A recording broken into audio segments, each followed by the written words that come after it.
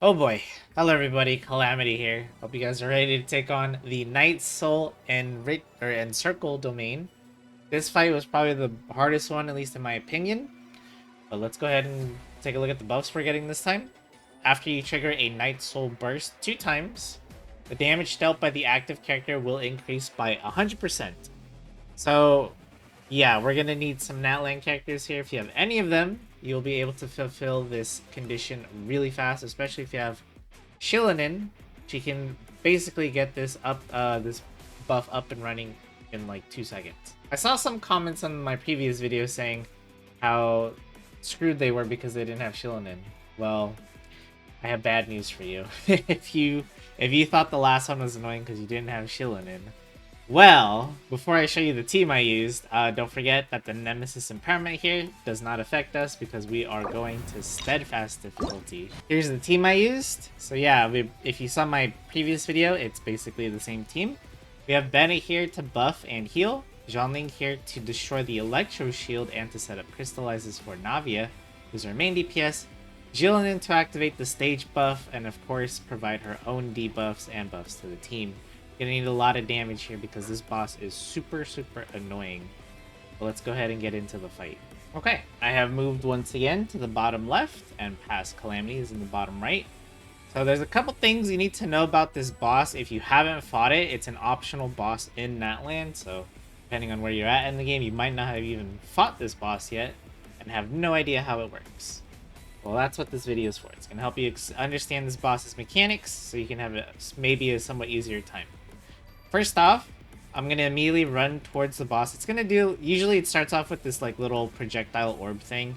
You can just iframe through it with a burst, which is what I usually do.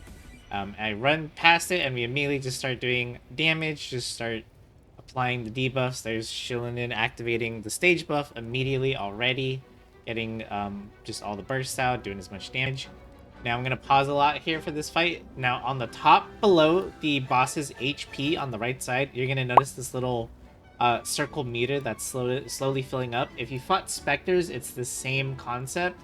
This boss is basically building Fury as you damage it. There's no other way around it. You're gonna, fill up that meter eventually depending on how much DPS you do.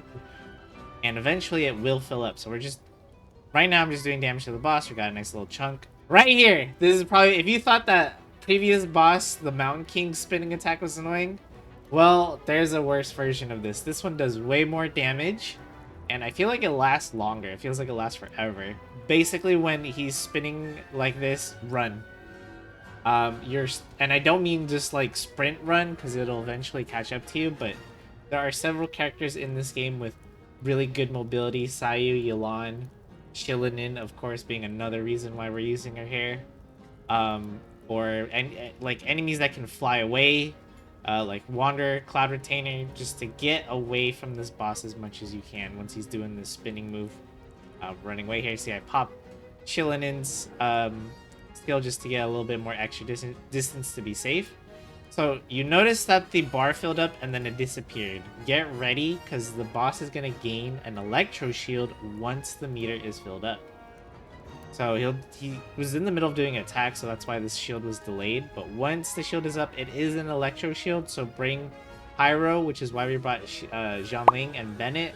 You can also bring Cryo as well to defeat the Electro Shield as fast as you can, depending on what team comp you're using. And of course, Geo and Anmo work as well. They're just not as effective as Pyro or Cryo on this case. And when the boss has his shield up, he basically has stronger versions of every single ability that he has. So any move that he does while the shield is up is going to do even more damage. And that includes the spinning attack. So if he has the shield and he's spinning, you better run or you're going to die in like 2 seconds. It doesn't matter if you have a shield either. It's just going to be depleted. However, the good news is once you destroy that shield, the boss will be stunned for a few seconds. This is your opportune time to do as much damage as you can. I'm just kind of all over the place on this fight, to be honest, and try to look for the signs of what the boss is going to do next. So I could already tell from fighting this boss a lot already. As soon as he stopped being stunned, right here, see how he gets up? He did this like wind up right here, like he's he's about to spin. And when you see that wind up, run. As soon as I saw it, I ran. Try to run away. I used Shillinen's skill just to skate away even easier, make it easier for myself. And then, once again, reapply all the buffs, debuffs, get all the crystallizes out there so he can do as much damage as possible. If he does this little hop attack, he does it 3 times in a row. Very easy to dodge or iframe through, so that's probably one of his easier attacks to deal with compared to like the spinning move. And once again, we filled that fury meter, so the boss is getting his shield back. So here he's doing a AoE storm attack. You can see the little circles of where where the attacks are gonna happen. So again, we can either iframe it, dodge it, make sure you're just not standing in circles, basically. And we're just continuing to do damage to the boss with this team. Not much to say. At least team rotation wise, we're just doing crystallize as much as possible. Everyone's doing their damage, buffs, debuffs are happening, and then Navia does her big elemental skill shot. And he woke up and decided to spin, so we're running away again. There is one more thing I forgot to mention about the shield. I believe he's going to get it one more time, so I'll explain it. And how we're able just to ignore kind of how it works. 1 second here. We're going to fill the meter bar once again. One more thing I forgot to mention is that this shield will allow the boss to counter any damage you do to it. So if you're coming here without any sort of shield or consistent healing, you're in for a bad time because the active character's attacks will be countered and you'll take a lot of damage. So for example, if you're using like Yoimiya to destroy the shield, you're gonna notice she dies in like 2 seconds. And you might be wondering, what the heck? I wasn't even like getting attacked or anything. And that's because of the counter mechanic that this boss has while the shield is active. So what you want to do is do as much off-field damage as you can. This is why Xiangling is also going to be great here, because she can do a lot of off-field damage. Navia's burst can do a lot of off-field damage as well. And Bennett's burst as well, also doing, doing pyro while he's off the field. And Shillinen's burst as well. And as you can see, we were able to just quickly deplete the shield and ignore that counter mechanic that it does, that it has been doing ever since it has the shield up. Heal through it, and then we just quickly deplete the shield before we take too much damage. So yeah, that's another annoying part about his kit. I should have mentioned that earlier. My bad, but I was able to complete this challenge in 2:18. Anywho, before we round off this video, I'm just going to go through the builds again. So if you saw my previous video, the builds are going to be pretty much the same. But if you didn't, here they are. Navia level 90 with her signature weapon. Nighttime Whispers in the Echoing Wood set once again. And she's built for DPS, of course, so that means stats like crit rate, crit damage, a little bit of energy recharge. She is not a defense scaling Geo character, so we got attack percentage where we could fit it as well, and then Geo damage Goblet and crit rate Circlet. She is at C0, and her talents are 7, 9, and 8.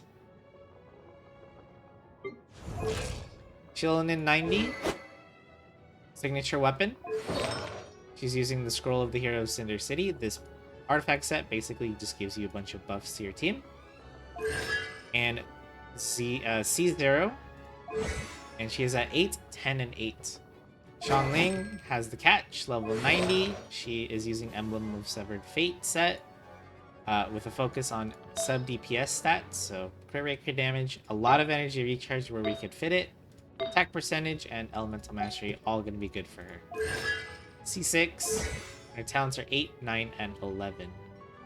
Last but not least, Bennett, 90, Skyward Blade, because more attack base and more energy recharge. Artifacts, he's using the Noblesse Oblige set, built as a support, so energy recharge and HP percentage, but my luck, go figure, means I get a bunch of sub DPS stats, like crit rate and crit damage a lot. Yeah, these could obviously be a lot better and more fine-tuned, but it's okay. And he is at C6. I do have the controversial C6 because it does not matter in this team. Navia's normal attacks do not get converted to Pyro when she uses her skill. But it's not a big deal. And he is at 1, 8, 10, 12. And that's pretty much it for my builds.